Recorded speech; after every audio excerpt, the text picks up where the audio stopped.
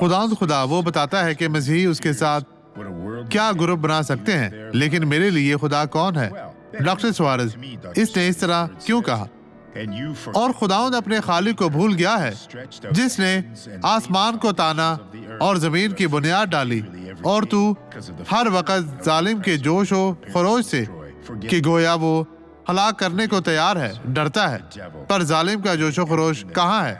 اسے بھول جاؤ، مصیبت زدہ شیطان، بری چیزوں کو بھول جاؤ، بس اچھی چیزیں یاد رکھو۔ لیکن لکھا ہے کہ تمہیں کوئی نقصان نہیں پہنچے گا اور نہ ہی کوئی طاعون تمہارے خیمہ کے قریب آئے گا۔ بولنے والا خدا ہمارا خدا ہے۔ وہ یہاں مزید کہتا ہے، کہاں ہے وہ غضب جس نے تمہیں پریشان کیا؟ یہ میرے چھوٹے بھائی پر ہے۔ اب کوئی راستہ نہیں ہے، اب یہ گواہی دیکھیں اور برکت پائیں۔ ڈاکٹر سوارز، دونوں بازوؤں میں ایک خوفناک قسم کا درد تھا اور میں سو نہیں پاتی تھی، اور میرے بازو ایسے لگتا تھا جیسے بے حس ہو چکے ہیں، کام نہیں کرتے تھے۔ جی، کوئی حرکت نہیں تھی، کام بہت مشکل تھا، میں پریشان رہتی تھی۔ آپ یہاں کیسے پہنچے؟ لیکن خدا کا شکر ہے، خدا تیرا خدمت شکر، ہے۔ تیری تعریف ہو۔ آئے اب دعا کریں۔